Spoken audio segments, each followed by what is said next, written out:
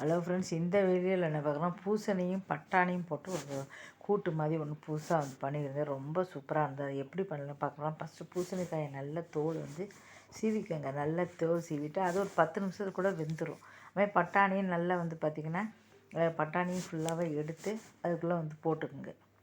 போட்டுட்டு 2 உப்பு மஞ்சள் பொடி போட்டு நல்லா வேக வச்சுருங்க. நல்லா அது அது வந்து குழஞ்சி போயிடும். அது 10 நிமிஷத்தில் ஆயிடும். அதுக்குள்ளே இந்த பக்கம் தேங்காய், சீரகம், மிளகா வத்தல் இதை நல்லா வறுத்துக்குங்க.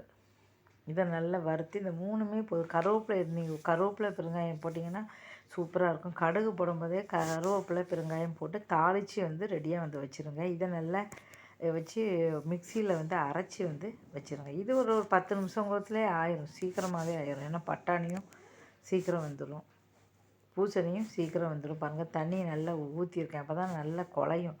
இது வந்து சப்பாத்திக்கு தொட்டுக்க தான் நான் பண்ணினேன். நீங்கள் சாதத்துக்கு தொட்டுக்கும் பண்ணிக்கலாம், சப்பாத்தி தொட்டுக்கும் பண்ணிக்கலாம்.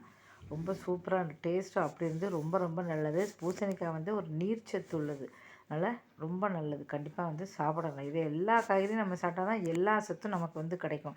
சில பேர் சில காய்கறி மட்டும் சாப்பிடுவாங்க, அதனால் எந்த விஷயம் கிடையாது. எல்லா காய்கறியும் சாப்பிட்டா தான் எல்லா சத்தும் நமக்கு கிடைக்கும்.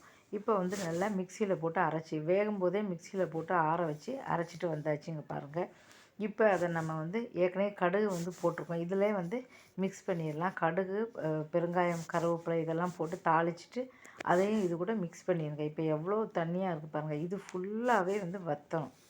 ஏன்னா இப்படி இருந்தால் வந்து போட ஃபுல்லாகவே சேரணும். இது ஒன்றுக்கு ஒன்று சேரவே இல்லை. தண்ணி தனியாக இருக்குது, பூசணிக்காய் தனியாக இருக்குது, இப்போ வந்து பட்டாணி தனியாக இருக்குது. இது வந்து கொதித்து வரும்போது இன்னும் கொஞ்சம் நல்லா வெந்துடும். வெந்தவும் செய்யும், அப்போ சேர்ந்தவும் சரி. எவ்வளோ தண்ணியாக இருக்கும் அது வரையும் பார்த்துக்கோங்க. ஒரு 10 நிமிஷம் ஆனாலே போதும், எல்லாம் வந்து சேர்ந்துடும். ரொம்ப சூப்பரான ஒரு சுவையோடு வெங்காயம்லாம் போடாமல் இப்படி போட்டு பண்ணினேன்னா ரொம்ப சூப்பரான ஒரு சுவை. சப்பாத்திக்கு வந்து தொட்டு இப்போ எப்படி ஆயிடுச்சு பாருங்கள், நீங்களே பாருங்கள். 10 நிமிஷம் ஆனாலே வந்து பார்த்தீங்கன்னா நல்லா வந்து சேர்ந்துடும். இப்படியே நீங்கள் கிண்டி விட்டுட்டுன்னா 2 நிமிஷத்துக்கு ஒரு தடவை கிண்டி விடுங்க. இப்போ கொஞ்சம் வந்துடுச்சு. இன்னும் ஒரு 5 நிமிஷம் கழித்து வந்தீங்கன்னா சூப்பராக. அதுக்குள்ளே இங்கே கடுகு, உளுத்தம் பருப்பு, பெருங்காயம், கருவேப்பிலை என்கிட்ட இல்லை. கருவேப்பிலை போட்டால் தான் வாசனையே. அதில் பெருங்காயம் நல்லா தூக்கலாக போட்டு வச்சுக்கிறேன். ஏன்னா சீரகத்தை ஏற்கனவே நம்ம அரைச்சிட்டோம் மிக்சியில். இது இப்போ நீங்கள் அரைக்கலைன்னா இதில் கூட நீங்கள் போட்டுக்கலாம், ஒன்றும் தப்பு கிடையாது. தேங்காய் எண்ணெய் தான் தேங்காய் எண்ணெய் ஊற்றிக்கலாம், இன்னும் வாசனையாக இருக்கும். அதில் வந்து போட்டுட்டு இப்போ பாருங்கள் எப்படி கெட்டியாக வந்துச்சு பாருங்கள். எல்லாத்தையும் அதில் போட்டோம்னா பாருங்கள் எப்படி குழஞ்சி வந்துடுச்சு. இது சப்பாத்திக்கு தொட்டுக்க நம்ம சாப்பிட்லாம். சூப்பரான ஒரு சுவையோடு இருக்கும். ரொம்ப பிரமாதமான, உடம்புக்கு ரொம்ப சத்தானது. இந்த சத்துள்ள காய்கறிகள் சாப்பிட்டா தான் நோய் நொடி இல்லாமல் ஆரோக்கியமாக வாழணும். நான் எந்த ஒரு இதையுமே சேர்க்க மாட்டேன். பொதுவாக பக்கத்து வீட்டிலலாம் மைதா சேர்ப்பாங்க, நான் மைதா கூட சேர்க்க மாட்டேன். பார்த்து பார்த்து ஆரோக்கியமான உள்ள உணவு மட்டும் தான் சேர்ப்பேன்.